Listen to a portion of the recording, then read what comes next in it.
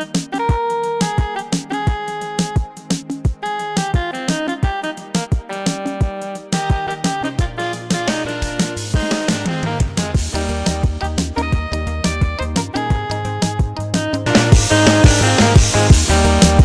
e paz, estamos no canal Voz Divina. Eu sou Pastor Hortêncio Baera e estamos aqui no programa My Testimony, Meu Testemunho. E como de sempre, estamos com um convidado hoje. Temos a honra de estar com o apóstolo Ramírez. E eu vou pedir a ele para se apresentar melhor e falar da sua igreja, o seu ministério de Cristo, Arena da Libertação. Pastor, bem-vindo. Sim. Amém.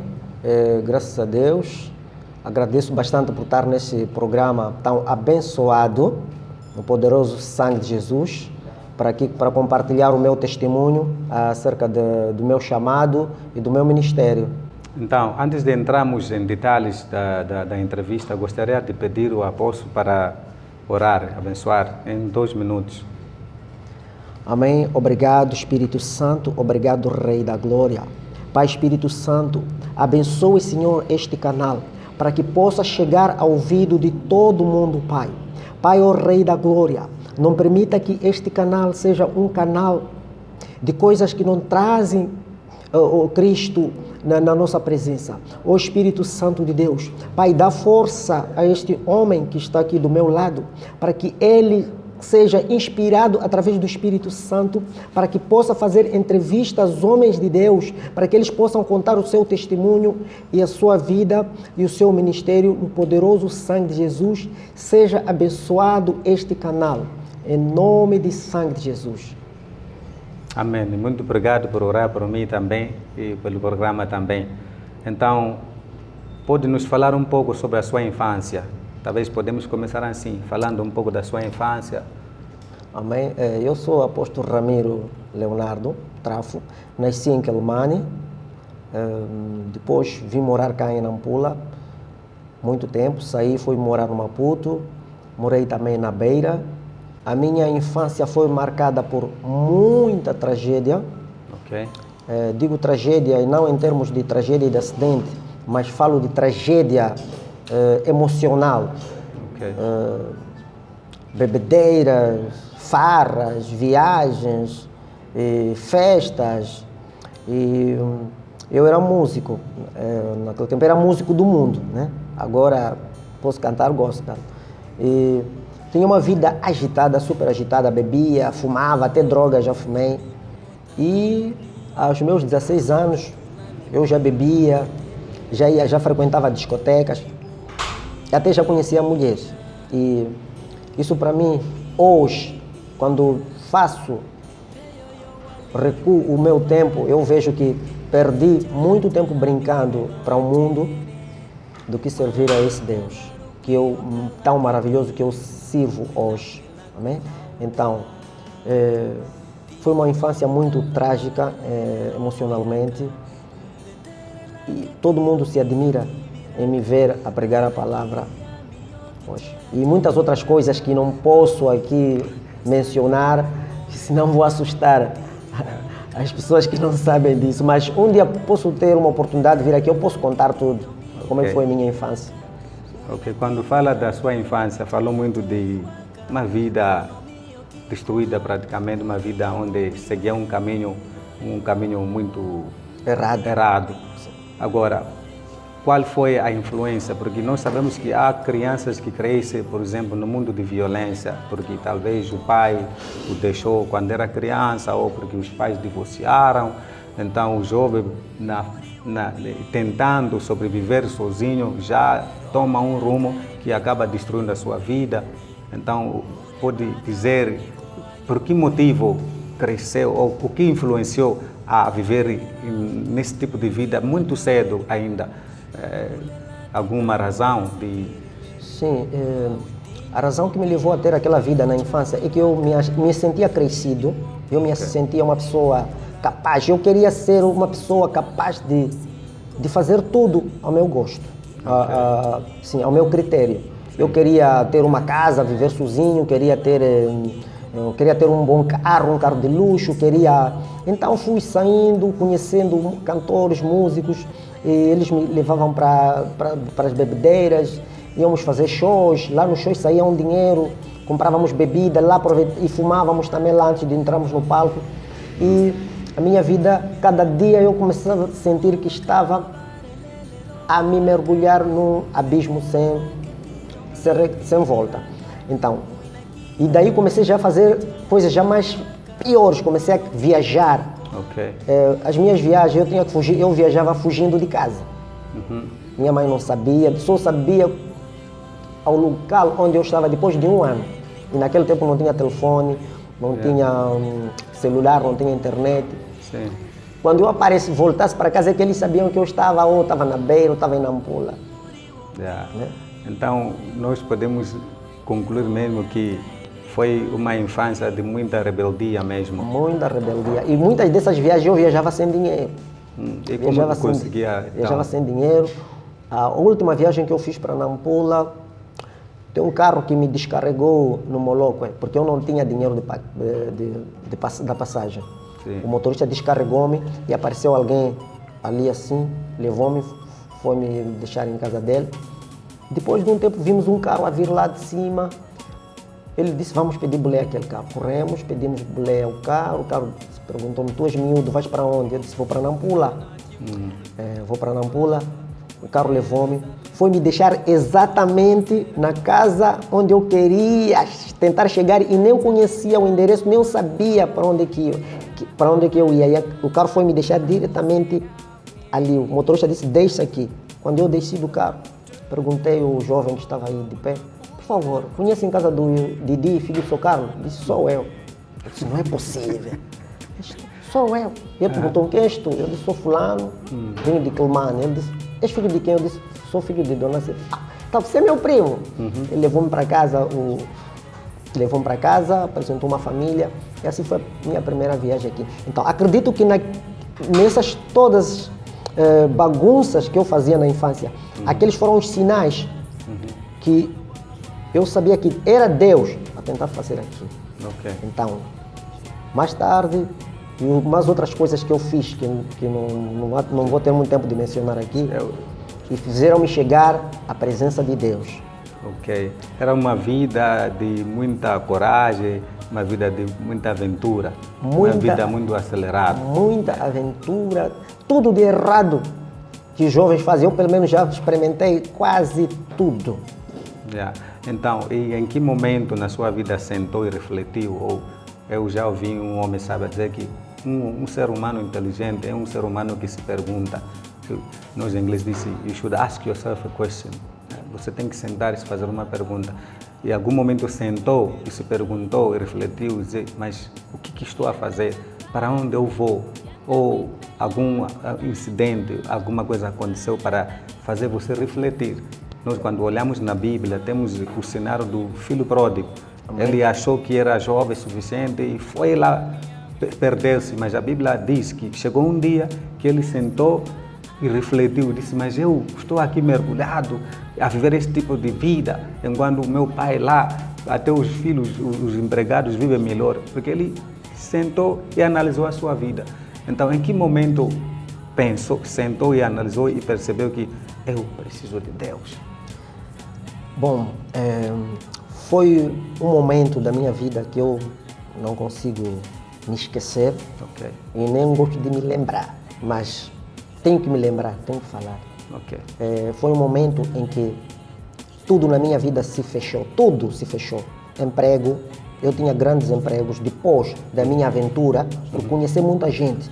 Facilmente eu conseguia grandes empregos, em grandes empresas, porque eu era uma pessoa que estava toda hora nos bares, nas discotecas, e os grandes empresários se encontravam lá, então eu fazia amizade com eles e facilmente eu conseguia ter emprego em qualquer sítio. Eu escolhia o lugar onde eu bem quisesse trabalhar. Okay. Então, tudo aquilo começou a se fechar. Eu entrava 2 meses, fui expulso, entrava 2 meses expulso, entrava 2 meses expulso, casava com essa mulher de separação, começaram a haver ali barreiras impossíveis, incalculáveis.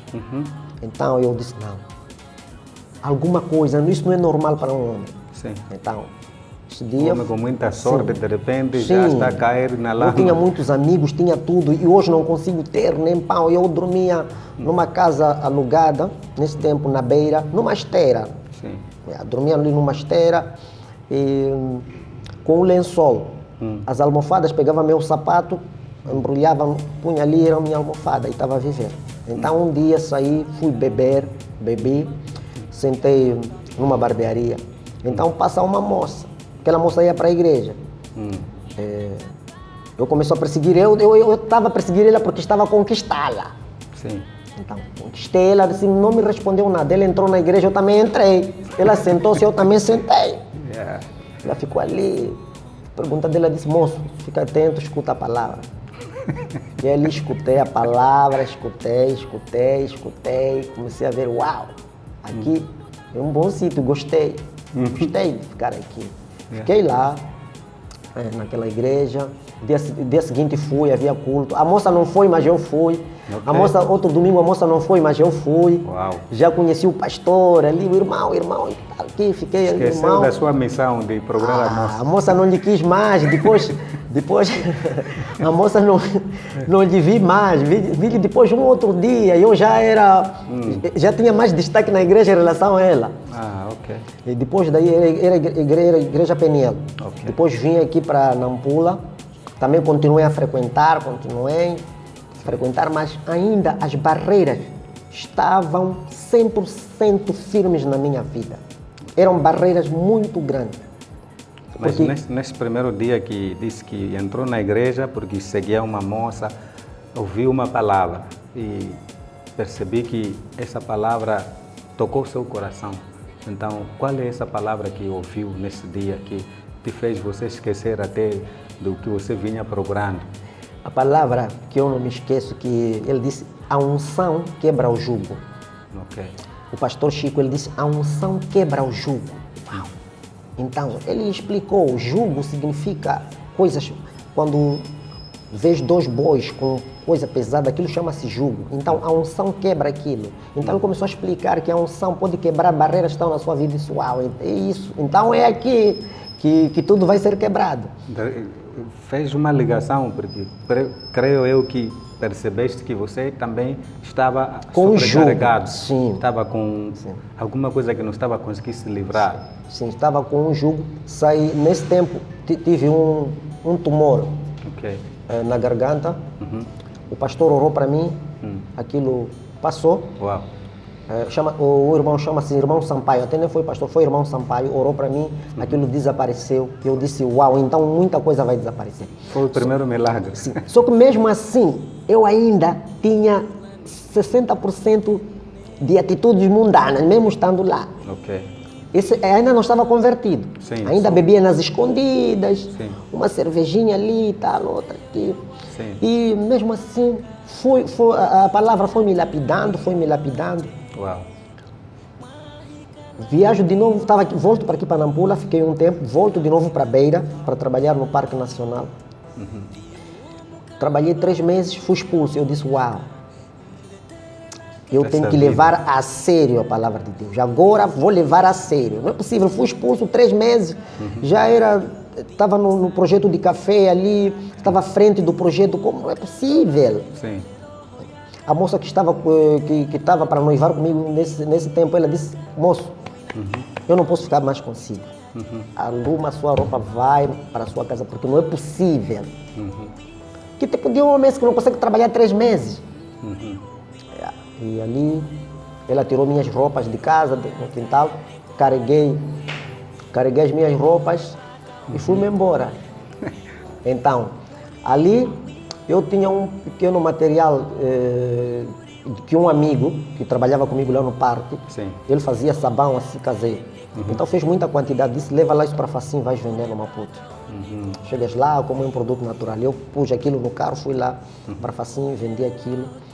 Então, como já estava no Maputo, eu disse que ainda era um pouco mundano. Sim. Eu disse, vou continuar a gravar as minhas músicas. Se calhar as músicas vão me dar dinheiro. Ia ao Facim, vendia aquilo, depois ia ao estúdio. Então, uma vez lá no estúdio, minha irmã liga-me. Olha, vamos fazer uma contribuição para irmos ao curandeiro. para melhorar a sua vida. Então eu disse, olha, meu sangue já foi comprado com Cristo, já não ando mais nos curandeiros. Não, você tem que ir. Eu disse, não, pelo menos tudo que eu ouço. Já tentei tudo, mas curandeirismo não.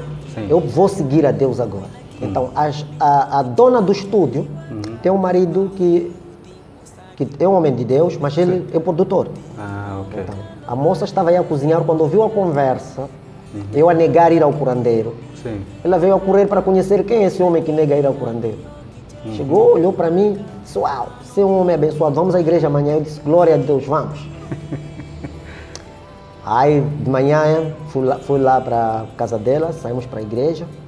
Chegando na igreja, fui me sentar no lugar dos hóspedes. A mãe pastora da igreja, no final do culto, aproximou-se para mim, diante de mim, com uma garrafa de água. A igreja é muito grande, muito grande, tem mais de 5.000 pessoas. Sim. Mas ela só veio a mim, deu uma garrafa de água. E eu peguei a garrafa de água assim. Eu também não conhecia a senhora. Estava a entender o que estava acontecendo. Fui. Então, quando iam para casa, as pessoas perguntaram, conhece aquela senhora que te deu água? Eu disse, não conheço. Isso nunca aconteceu. É a dona da igreja. É a mãe pastora. Sim. Aquela senhora. Eu simplesmente só recebi a água e disse, obrigado. Era uma bênção que sim. estava a receber. Eu fui. Era uma sexta-feira. Domingo, vou de novo ao culto. O marido já agora entra em ação. Pastor, sim. Começa a procurar, disse, nessa igreja tem alguém que preciso de enviar agora para a terra dele lá no norte, ir abrir ministério. Sim. Está aqui um homem. Chegou, disse, és tu. Ali comecei a manifestar. Libertou-me, aqueles todos os julgos que eu tinha. Uau. Ele quebrou, libertou-me. Disse, agora vai. Vim 100% sem nenhuma carga. Então, mas eu tinha aquela dúvida. Mas como é que eu vou começar isso? Sim. Ser pastor, eu? Não é possível. Sim. Fiquei aqui a orar, ia orar no monte. Então Deus disse, agora vai começar o teu trabalho. Sim. Apontou uma família, a família da Fátima. Sim. Disse, vai em casa da Fátima, vai libertar o marido, ela, os filhos todos. Sim. Quando eu saio, preparo-me, estava a chegar em casa de Fátima, vem um carro, uma Difodi, a 120 por hora. Passou por cima de mim. Passou por cima de mim. Eu só vi que tinha um anjo que me tirou debaixo do carro, foi me deixar ali. Assim. Esse é um milagre. O carro passou, foi para ali uns 5 metros, desceu. Disse, o que aconteceu? Eu disse, também não sei. Então, tinha uns moços que estavam ali a vender banana. Eles já esperavam que o senhor já estava morto. Começaram a aplaudir. Moço, foi um milagre. Aquele carro passou por ti como? Eu não tive nenhum arranhão. Volto a casa, chego a casa, começo a soluçar. Soluço muito, muito forte. Sim. Depois de soluçar, minha esposa trouxe um balde para eu poder lançar. Ali saíram quase 5 litros de alcatrão da minha barriga. 5 litros de alcatrão. Sim. E ela chamou minha irmã, todos começaram a chorar, talvez, se calhar a batida do carro deixou uma sequela, mas não era nada tudo. Era por causa do início do ministério. Satanás não queria que eu iniciasse aquele ministério. Sim. Mas mesmo assim, ganhei força, voltei de novo para a casa da moça, fiz o trabalho, libertei a família, houve muita manifestação do Espírito Santo. Deus disse, eu estava só querendo te dizer que não duvide daquilo que eu digo que é meu chamado, não duvide, vai em frente. E aí, cheguei, uma senhora comprou-me umas colunas, montei ali um som em casa, aleluia, 5 minutos encheu, ficaram muita gente, vieram 4, dia seguinte, mais 4, 10, ficamos 20, 30, 40, a igreja começou assim. E depois o sítio ficou pequeno, arranjamos um espaço para já pôr um espaço mais grande, onde vamos ter pelo menos vão entrar 1.000, 1.200 pessoas. Ok. É assim como Então, o ministério começou. O que eu estou a perceber é que o chamado foi muito... Assim como a sua vida de infância era de muita aventura e força e garra, também assim como Deus também está querendo usar agora já no ministério. Se calhar seja isso... A mesma força, a mesma paixão que você tinha no mundo, é a mesma força e a paixão que agora Deus está querendo usar para você usar para a sua glória. Se calhar, obrigado pela explicação. Sim, porque eu vejo, por exemplo, na Bíblia, fala de Paulo, que era um homem que tinha muita coragem, não tinha medo de ninguém, ia onde ele queria, mas depois Deus disse, por causa dessa coragem mesmo, pode usar, mas não para essas tuas coisas, para você glorificar o meu nome. Amém, amém. Yeah. Então, foi isso que aconteceu comigo para eu chegar aonde está. O homem que é o meu mentor, que me descobriu, chama-se Apóstolo Samuel Namburete. Okay. Que Deus abençoe. Apóstolo Samuel Namburete é um grande homem. O meu chamado começou porque ele é quem disse, Deus revelou a ele e ele veio revelar para mim. Se calhar, se ele não dissesse isso, eu ainda estaria a ir à igreja e a beber. Porque eu era apaixonado, depois fiquei apaixonado por Deus, mas... Sim, de apaixonado para uma moça, para de apaixonado para Deus. Um pé estava no mundo e um pé estava na igreja. Sim, eu ia beber, mas ia grosso como Babalás é a igreja, não largava, mas só precisava de uma libertação total. Completa, sim. Sim, para largar de vez aquela igreja, a vida mundana. E quando vim aqui para Nampula, tive os primeiros fiéis, a Fátima, a família, a minha irmã Melá e outras pessoas. E o resto da família não aparece na igreja. Eles dizem que você não é pastor, não acreditamos em ti. Sim. Você ainda tem que nos provar que é pastor. Para nós, você ainda é aquele bêbado que nós conhecemos. Você para nós não é pastor.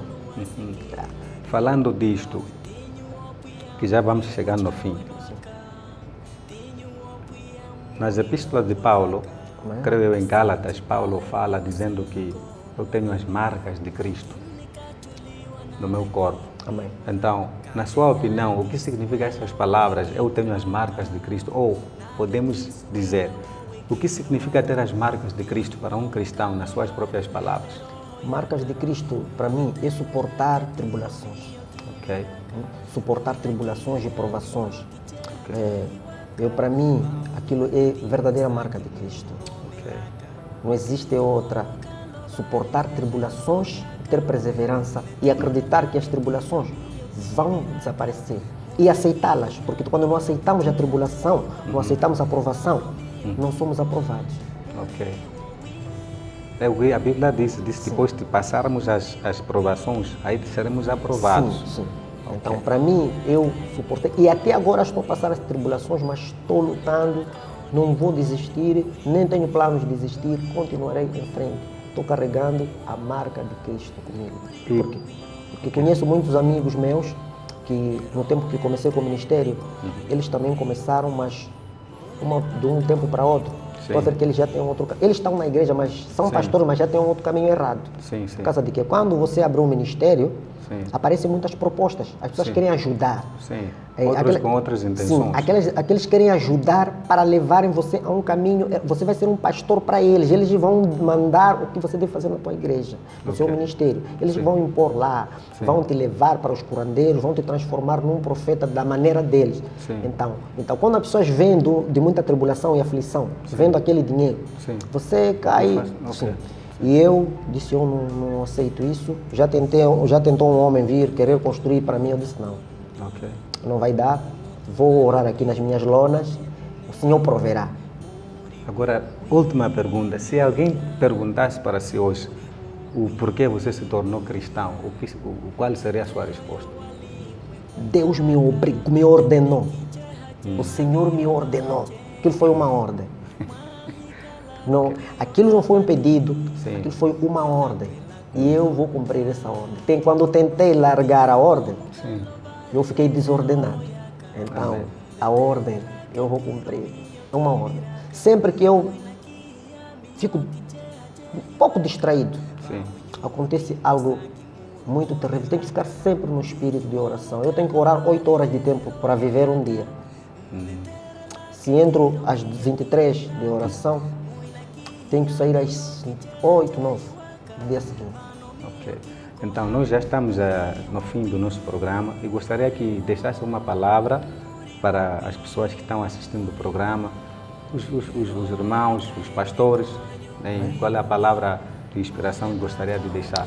Segundo a conversa, eu vou deixar uma palavra aqui Isaías 6, Ok. né, onde o Isaías foi chamado, ele foi arrebatado no espírito. Ele diz que viu Deus sentado no trono, diante dos serafins e anjos. Sim. E quando ele viu o Senhor, ele disse: ai de mim, estou perdido, sou um homem de lábios impuros. Amém. E viu o Senhor com meus próprios olhos. E ele, Isaías, já vinha sendo profeta, mas era também a maneira dele. Sim, era a maneira dele. Era um profeta à maneira dele, também como eu era. tinha a revelação Sim, ainda. era um crente à minha maneira, mas quando vi a glória de Deus, Amém. fiquei reto. Então, Isaías também, ele pensava que era grande profeta antes de conhecer a Deus. Quando ele viu a convicção de Deus, quando ele viu o atributo de Deus, o poder de Deus, quando ele descobriu quem é Deus, Isaías passou a ser aquele profeta. Quando ele foi aprovado, depois de colocar a brasa na boca dele, ele foi purificado e foi aprovado. Amém. Porque há vezes que nós pensamos que por tocar alguém cair, tocar alguém, a pessoa manifestar, já estamos aprovados por Deus. Não. Balaão era homem de Deus, profetizava, mas depois ele teve que morrer, porque levou Israel a pecar. Judas também era apóstolo de Jesus, mas não foi aprovado. Então, temos que saber o que é ser pastor, o que é ser aprovado por Deus. Amém. Amém. Então, quero ficar com essas palavras. Vamos procurar ser homens de Deus verdadeiros, aprovados por Deus, e vamos pedir a Deus para transformar as nossas vidas, para que nós possamos passar essa mesma vida para os outros. Este aqui foi o programa My Testimony com o apóstolo Ramírez. Foi uma bênção. Aprendi muita coisa também com o apóstolo aqui. Esperamos também ter o apóstolo no outro dia, se Deus permitir. Percebi que tem muita coisa ainda para falar. Muita. Deus te abençoe. Nos vemos nas próximas edições. Obrigado. Shalom. Então, já que chegamos ao fim do nosso programa, eu sou Hortêncio Baera. Deus te abençoe. E não esqueça de seguir o nosso canal Voz Divina. Deus te abençoe ricamente. Até a próxima programação.